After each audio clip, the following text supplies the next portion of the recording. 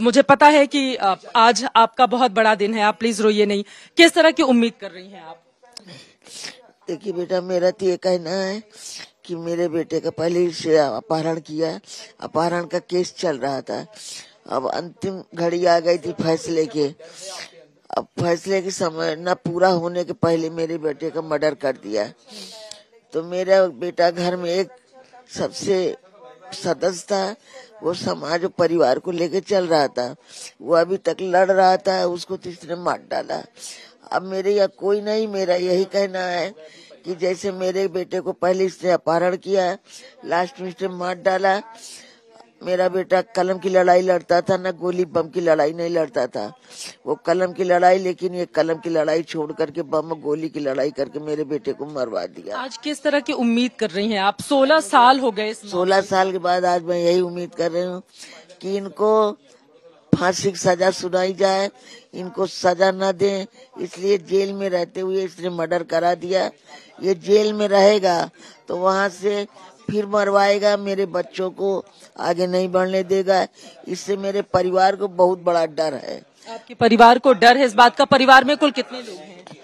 मेरे परिवार में बेटा अभी सब छोटे छोटे हैं। जो बेटे मरा है उससे 2 बड़े भाई, वो अपने कमाने खाने के रास्ते में लगे हैं। लेकिन बेटा जब उसको मरवा दिए तो जो 2 हैं उनका भी कोई भरोसा नहीं। 2006 में क्या हुआ था? आप अपने दोनों बेटों के लिए भी डर रही हैं, परिवार के लिए भी डर रही हैं कि इनको कड़ी सजा नहीं हुई तो बाकी परिवार के लोगों पर भी हमला किया जा सकता है, आप ये कह रही हैं? 2006 में बेटा, मेरा बेटा आ रहा था रास्ते से। ये लोग 2-3 गाड़ी लेके गए, मेरे बेटे 2 लोग थे, मोटरसाइकिल थे। वहाँ इसने रोका, रोकने के बाद उसको पकड़ा तो वह कूद के भाग निकला। मेरे बेटे को पकड़ के ले गया, 3 दिन तक रखे था। सारा गाड़ियां हम लोगों ने हंगामा मचा लिया। चौथे दिन मेरे बेटे को छोड़ा।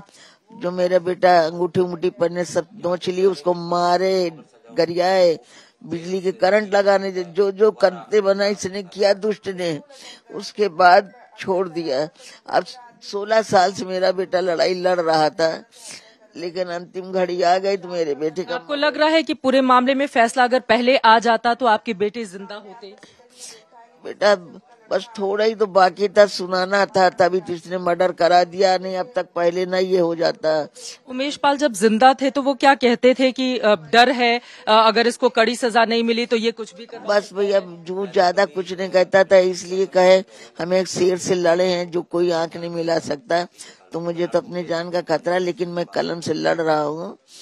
और जब इसको सजा होगी तो ये खौआ जाएगा, मैं अंडरग्राउंड हो जाऊंगा। लेकिन अब ये क्या जानता था कि ये मर्डर करा।